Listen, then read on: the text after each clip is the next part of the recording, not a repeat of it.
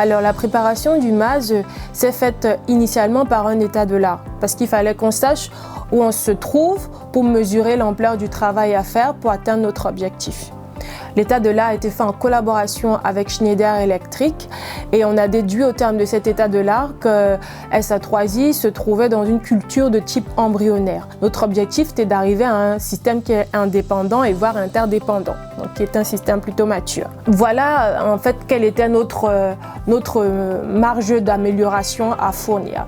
Pour cela, il fallait jouer à la fois sur le facteur humain et à la fois sur le système en lui-même, système dans le sens de l'appareillage et l'outillage. On a développé un certain nombre d'outils qui sont par exemple les causeries qui notamment pendant la période de strict confinement se sont produits de façon en fait connectée, donc virtuellement.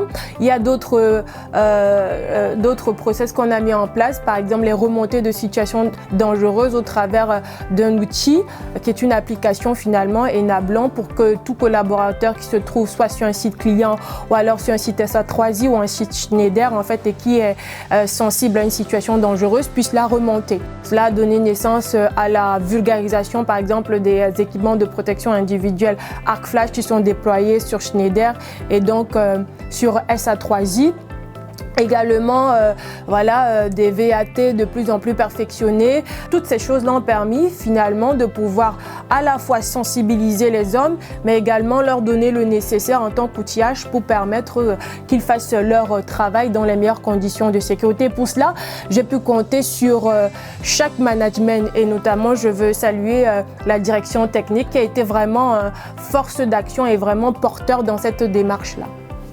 Donc les résultats du MAS, après les revues de direction et le comité de pilotage, les 12 mois qui sont recommandés par le MAS, on a décidé d'entrer dans cette démarche-là de certification. Donc on a passé les entrevues et entretiens nécessaires auprès de l'administration locale MAS et on a pu se conforter sur une date de passage en fait de l'audit de certification qui est un audit à la fois documentaire et terrain qui a donc été validé pour le mois d'août 2020.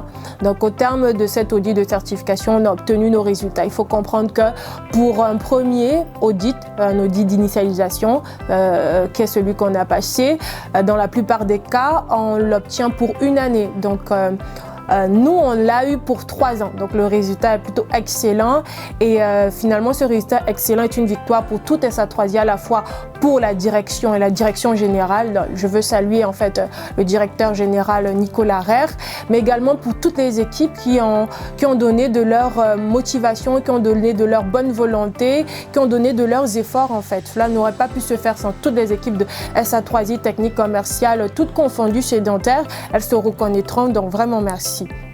C'est leur victoire aussi. Maintenant, on pourrait se dire SA3I masé pour 3 ans, c'est la fin. Non, j'ai envie de dire, c'est plutôt un point-virgule. L'histoire est continue.